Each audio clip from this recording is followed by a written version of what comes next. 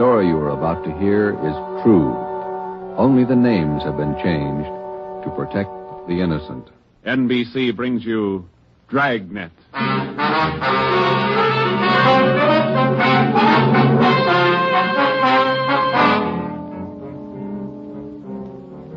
You're a detective sergeant. You're assigned to homicide. Somewhere in the tangled web of your city, there's a killer on the loose. A young woman has been brutally murdered.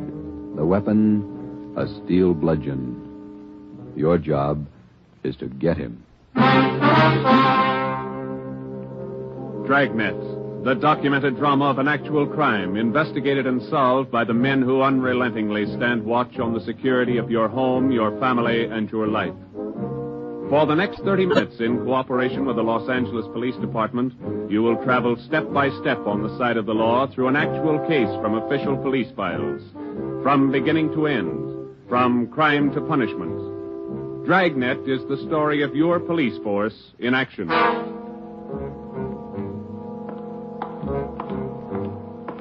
It was Thursday, March 19th. It was foggy in Los Angeles. We were working the night watch out of homicide detail. My partner's Ben Romero. The boss is Ed Backstrand, chief of detectives. My name's Friday. It was 9:14 p.m. when I got to the old Central Jail building, third floor. The crime lab.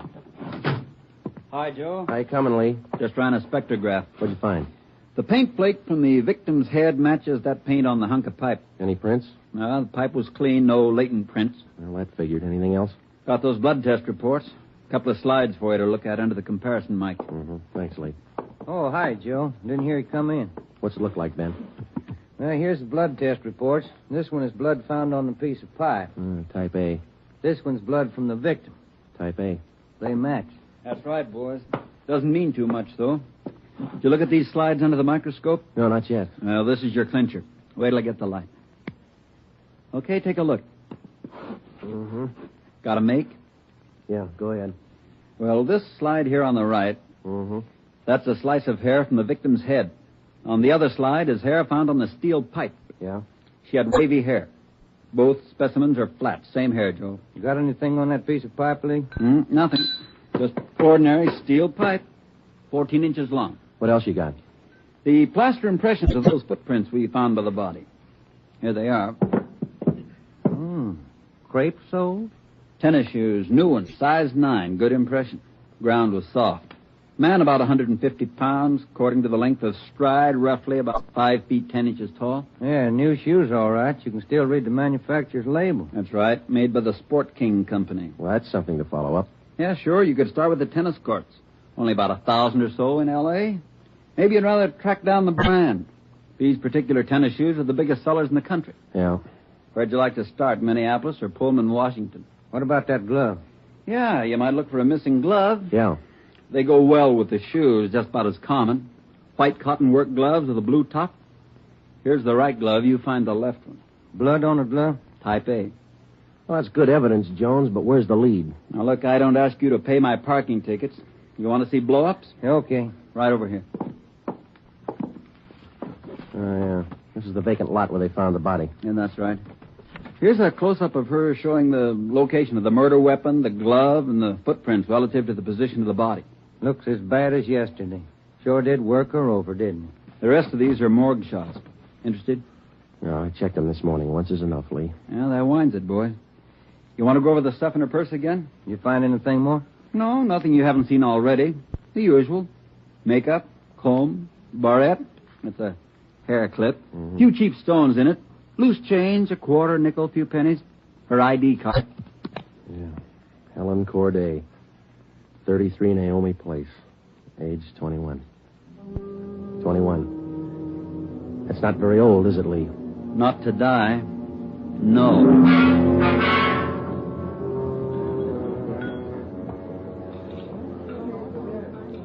Helen Corday. Who could kill Helen Corday? Why? Why do you say that, Mr. Meyer? People kill for money. They kill for love. Helen Corday had none of these. No boyfriend? Not in here. No, she was a good worker. 5 different waitresses the union sends me 1 month. 5! Did the union send Helen to you? Oh, sure. All the girls come from the union, but none like Helen. Oh, she was sweet, honest, and courteous. Mr. Meyer, did you know anything about her personal life? Only that she was a good worker. Everything else she took home with her from this place. Did she ever mention any men to you? Anyone at all? No gentleman, not one. No. How much money did she make here? I paid her $26.50 a week, every Tuesday. And not much salary for so much work, but the tips are very good here. Nice customers. Mm-hmm. Nice This her home address, 33 Naomi Place? 33 Naomi, that's right, yeah. Thank you very much, Mr. Meyer, for your time. I wonder what kind of a person does things like that. Who could kill Helen Corday? Everybody liked Helen. Helen Corday? I never liked her. Come on in the office, boys, where we can talk. Never liked her because I never knew her. You the head of the union? I'm just a steward. I know most of the girls. This Corday girl, what'd she look like? Small brunette, about 5'3". Here's a picture. Yeah. Pretty girl, wasn't she? Oh, sure. Placed her out at Otto's place. Nice little Dutch fella. Otto Meyer. That's right. He seemed to think quite a lot of her. Yeah, she was a fine worker. Oh, sure. Always right up on her dues. Paid all the assessments right on time. Thought you said you didn't know her. Well, not right off, I didn't, but when you showed me that picture there, placed her right away. You know anything about her personal life? Hey, wait a minute. Why all these questions? Helen Corday was murdered last night. Oh. Who did it? You know anything about her personal life? Well, you can see my position, Sergeant. 1,200 girls. Check them in, check them out. Just names to me till I see a picture of them. You wouldn't know if she had any boyfriends here in the union. Waiters, busboy? That I wouldn't know. Like I tell you, Sergeant, I never knew Helen Corday. Sure, I knew Helen Corday. Gus plays a nice piano, huh, Sergeant? Yeah. I read about it in the paper this morning. How long you been selling pianos here at this place? About as long as I knew Helen. 3 years. How'd you find me? Helen's landlady. We talked to her yesterday. She told us she worked here at this piano store. Oh. It's funny, isn't it? What's funny? See Gus over there? That fellow demonstrating the piano? A few weeks ago, I made a deal with him to give Helen piano lessons. I figured it would help her with her singing lessons. Wanted to be a singer, you know. Did Helen know that fella, Gus? No, she never met him. Who gave her the singing lessons, Miss Olson? She took from Ostrander. Paul Ostrander out on Melrose. A lot of movie people used to take from him. What do you know about her personal life? How do you mean? Does she have any boyfriends? Well, yes. You don't seem sure, Miss Olson. Well, it's just that I don't know. I never asked Helen. But she did have a few dates with Paul Ostrander. I don't think she was serious. How about Ostrander? Gee, I don't know, Sergeant. I don't want to involve anybody. You want to help us find the killer, don't you? Yes, but if you're thinking Paul Ostrander did it, no, I'm sure he didn't kill her.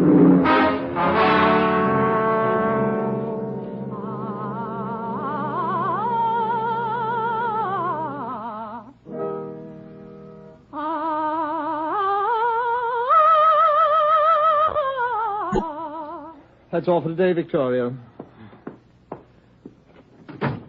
No, gentlemen. I did not kill Helen Corday. You gave her singing lessons, Mr. Ostrander. You knew her pretty well? Yes, I gave her voice coaching for about 1.5 years. Helen showed a little promise. Not a great voice, a bad vibrato. You knew her pretty well? Why do you say that? Mr. Ostrander, didn't you used to take her out once in a while? No, I didn't know Helen socially at all. We know you had dates with her. That's not true. Only times I saw her was when she came here to the studio for lessons. You better tell the truth, Mr. Ostrander. We can prove that you've been out with her. Afraid of the publicity? Is that it? Certainly that's it. I have a successful business here. I've spent years building it. Anything like this would ruin me. Then you have been out with her. Only a few times. Nothing serious. I had nothing to do with her murder. Now, that's the truth. Don't you know that withholding information about a thing like this can go kind of hard for you? Yes, I know that. What else could I do? Mr. Ostrander, somewhere in this city right now, there's a guy who beat a young girl to death. He crushed her skull with a piece of steel pipe. We need every bit of information we can get to track him down. I know that, Sergeant. You could have come to us. We wouldn't run to the newspapers with it. If the information's confidential, that's the way we treat it. Most of the time, it's the people who run to the newspapers first. Then they come to us. That's right, Mr. Ostrander. People are their own press agents. Sergeant, I'd like to know what right you have to invade my privacy and lecture me on my civic duties. All right, I'll tell you what right, Ostrander. We want the man who murdered Helen Corday. I got as much right as he had at 12:14 this morning. Come on, Joe. Yeah. Thanks, Mr. Ostrander. Sorry if I invaded your privacy.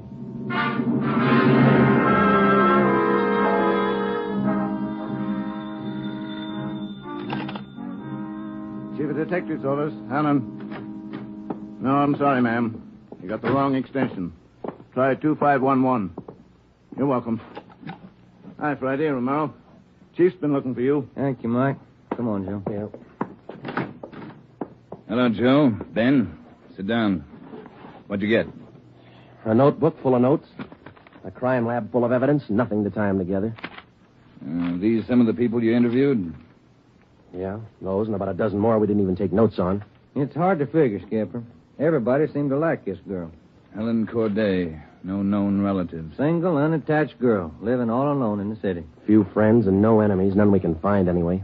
Are you satisfied that all the people you interviewed are in the clear? Well, if we're going to stick to the simple robbery motive we are, the kind of money Helen Corday made wouldn't interest those people. How are you doing on the outside leads? Nothing. If we could just find one hole someplace, anything. All right, now look. You've got a lab full of evidence across the street. You've got a book full of names here. You've got the pieces.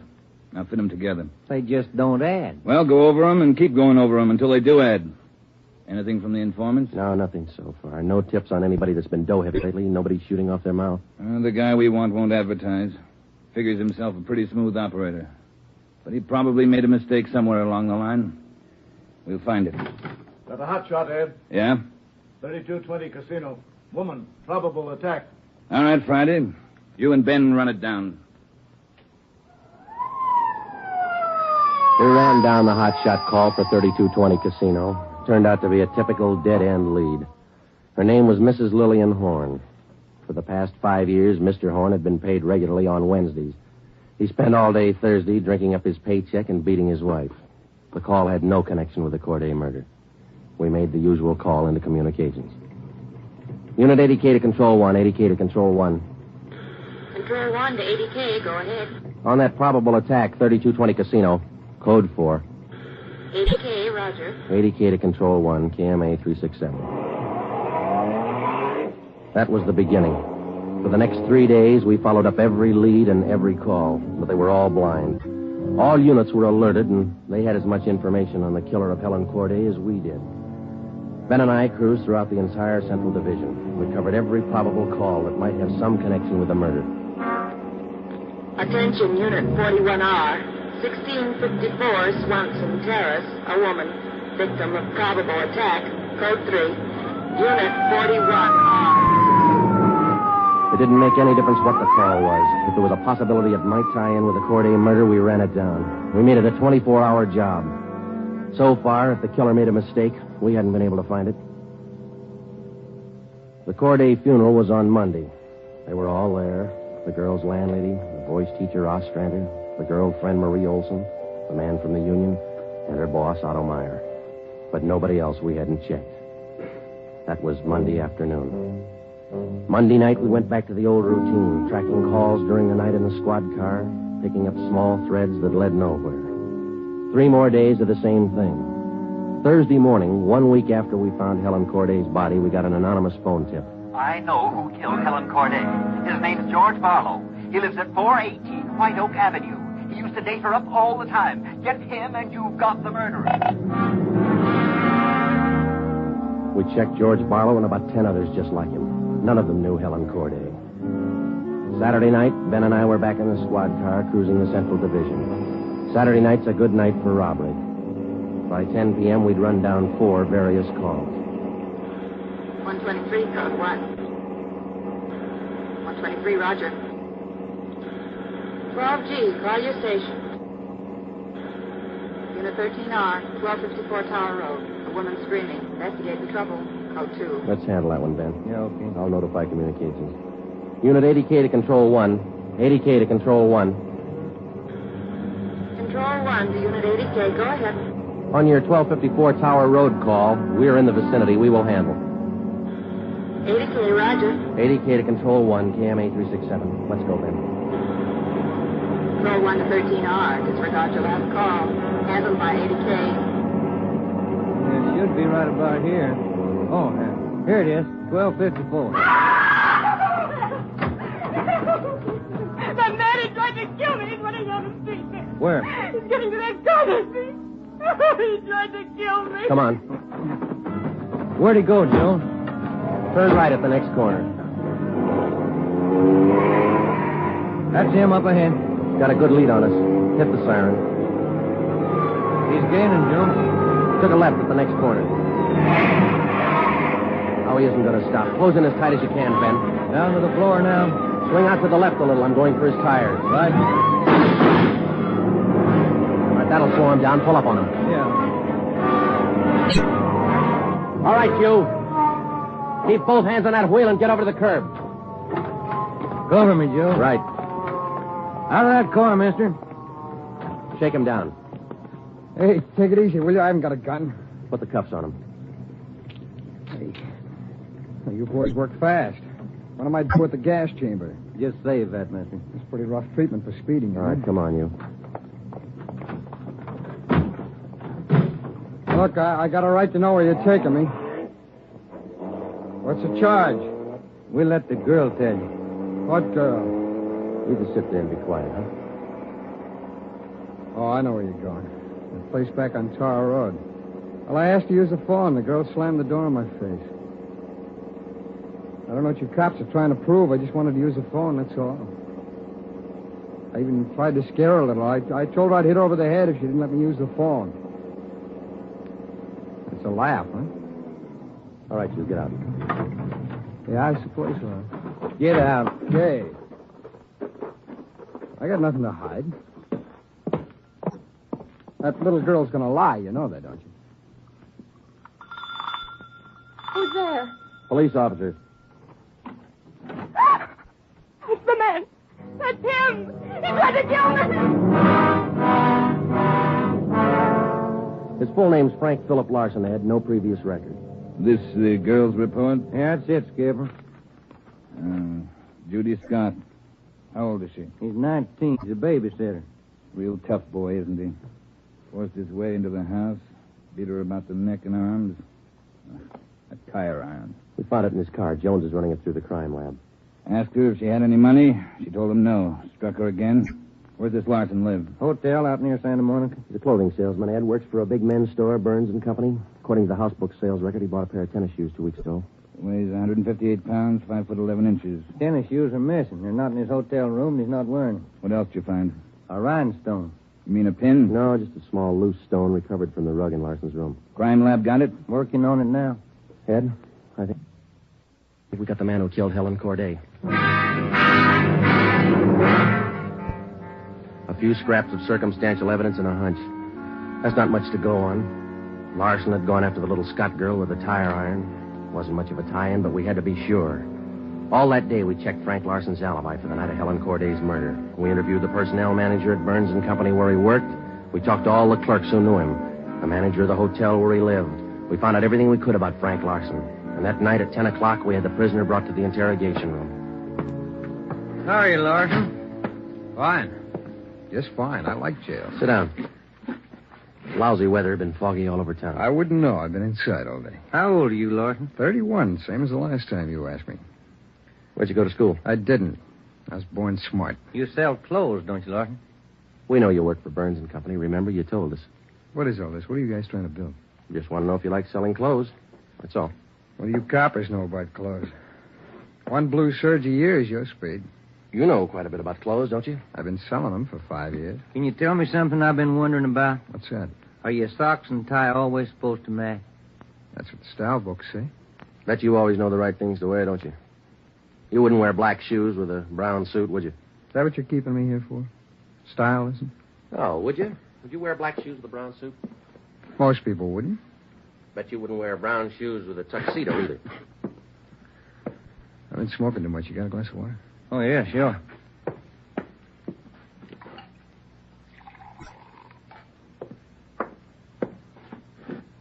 There you are, Larson. Thanks. That's good and cold. How about it? Would you ever wear brown shoes with a tux? Nobody would. That's a navy blue flannel you got on there, isn't it? Yeah. It's a good-looking suit. Stop around sometime. Get you a good deal. Suit like that flannel there you're wearing. You'd never wear tennis shoes with an outfit like that, would you? What do you think? I think you did. I think you wore them the night you killed Helen Corday. Who? Maybe you didn't have the blue suit on, but you were wearing tennis shoes, Sport King, size 9. Sell for $5.95. You picked them up at a discount. Cost you $3.25. Where'd you get that? Out of the house book, Burns and Company. You wouldn't have those shoes around now, would you? We couldn't find them in your hotel room. Your boss, Mr. Craig, used to think a lot of you, Larson. Before you started drinking on the job, your commissions used to run pretty high up the last couple of months. What happened? That cheap rye get to you? Well, you two really nosed around, didn't you? When are you going to tell me what I eat for breakfast? Cornflakes, cup of coffee, donut, sometimes 2 donuts when you're hungry. Elsie waits on you at the Royal Cafe. She gets a dime tip. Can I have some more of that water? Help yourself, there's a cooler. They're good and cold. How about it, Larson? Where are the tennis shoes? They wore out. In 3 weeks? Can't be very good tennis shoes. No, they didn't wear out. What'd you do with them? You know all the answers. You figure it out. We know you bought the tennis shoes. We don't know where they are now. We know you had them. Size 9. 3 feet from the body of Helen Corday, we found 2 size 9 footprints made by a pair of Sport King tennis shoes. We figured the man weighed about 150 pounds. You weigh 158. Figured he's about 5'10". You're 5'11". You come awful close to being the same build as the man who killed Helen Corday, don't you, Larson? And you wear the same size tennis shoes, same brand name. A lot of people wear 9s. It's the average size. They sell a lot of Sport Kings, too. Everybody wears them. If we could find your pair, might make a difference. Doesn't mean your tennis shoes made the prints by the body. Doesn't prove it didn't, neither. What'd you do with them, Larson? I threw them away. That's too bad. Might make a difference. Oh, what difference could it make? I threw them away, that's all. Now, how about the mate to this glove? I never saw it before. Found this right-hand glove by the body of Helen Corday. Just an ordinary cotton work glove. Everybody wears them. If we could find the missing left glove, why, it might make a difference. Size medium. That's average, too, isn't it, Larson? I never saw work gloves. I wouldn't know. No, but you bought work gloves, haven't you? Not a pair of those. I mean like this, don't you? We only got one. What kind of work gloves did you buy? I didn't buy any. You just said you did. I never said I bought any work gloves. You bought tennis shoes, though, didn't you? I told you I bought the tennis shoes. Didn't I tell you I bought them? No, you didn't tell us. We told you. Found out from Burns and Company where you worked. All right, you told me. I bought them. You know that. Same kind of tennis shoes that made footprints by Helen Corday's body. It wasn't me. Then why won't you tell us what you did with them? I've already told you I threw them away. They were only 3 weeks old. Must have worn out awful fast. I didn't say they wore out. They got too dirty. No, you told us they wore out. Remember, Larson? I don't remember what I told you, but I don't have them now. We know you don't have them now. Where are they? He told us. They got too dirty. Right, Larson? Yes.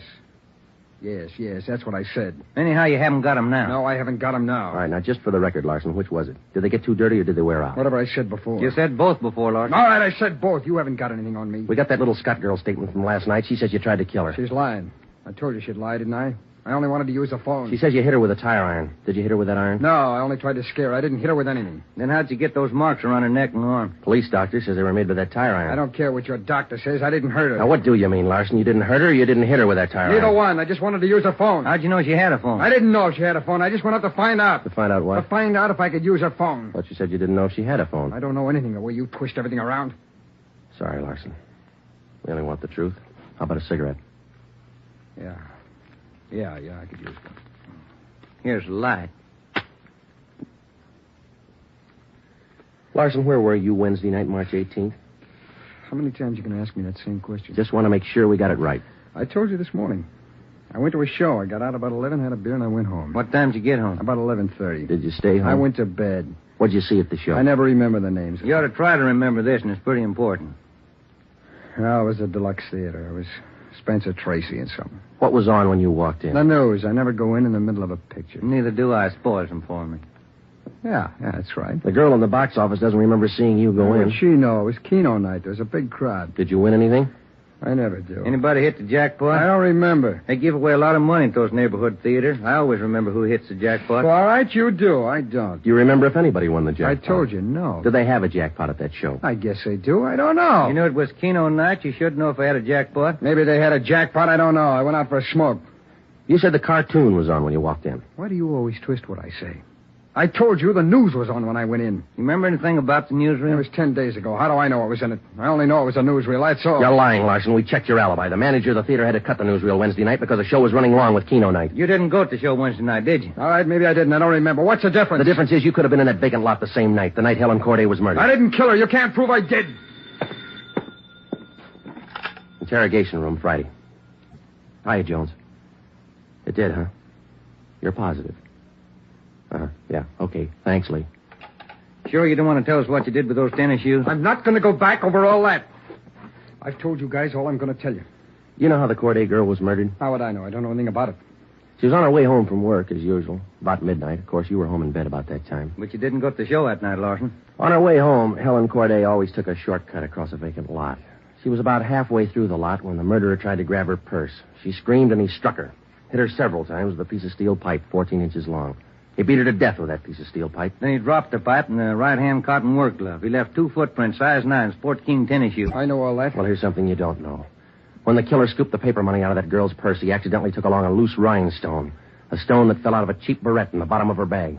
He carried that stone home with him. When he reached in his pocket to pull out the money he stole from her, the rhinestone fell on the floor. So? We found that rhinestone on the rug in your hotel room. Well, I haven't lived in that hotel room all my life. Maybe the tenant before me dropped it there. No, not this one. We checked the cement that held it in that barrette. It matches the glue on the stone. No, Larson, that rhinestone came from the hair clip that Helen Corday wore before she was murdered. And that's enough to take you to the district attorney with. What am I supposed to say? We want you to tell us the truth. Why did you kill Helen Corday? Yeah. You want the sandwiches and coffee now, Sergeant? Bring them in, Mike. Looks like we're going to be here a long time. Yeah, I brought you ham, cheese, and liverwurst. And some fruit. Coffee's black. Cream and sugar on the side. Thank you, Mike. Ah, it looks good. What kinds you want, Larson? Ham, cheese, or liverwurst? Oh, you're not hungry? Okay. Sandwich, Joe? No, thanks. I think I'll have an apple, huh? Yeah. Okay. I fixed you a plate there, Larson. Coffee's right here. It's a fine apple. Nice and fresh. This a Washington apple? I don't know. Is that coffee hot enough? No, it's fine. Where'd Mike pick these up? Well, across the street. Eddie's? Yeah, Oh, it tastes good. Well, drink your coffee anyway, Larson. It's getting cold. All right! I didn't want to kill her. She screamed and I hit her. All I wanted was her purse. That's all I wanted. She wouldn't give to me. She had to fight back, so I hit her. I didn't want to kill her. All she had to do was give me the purse. I wouldn't have hurt her. I was drinking and I didn't know what I was doing. I was drunk. I didn't mean to kill her. I didn't mean to kill her. Mike. Yeah, Joe? Stay with him. We'll call the stenographer.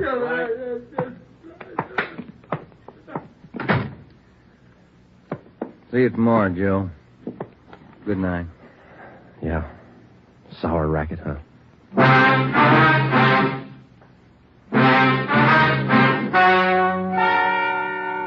The story you have just heard is true. Only the names were changed to protect the innocent. Frank Philip Larson was tried and convicted of murder in the first degree. He was executed in the lethal gas chamber at the state penitentiary.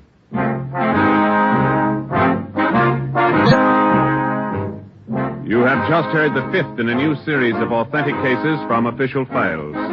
Technical advice for Dragnet is furnished by the Los Angeles Police Department.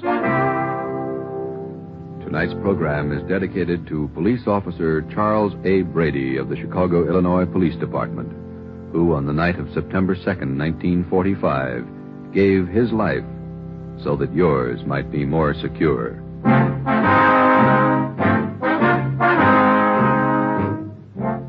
Dragnet came to you from Los Angeles. This is NBC, the national broadcasting company.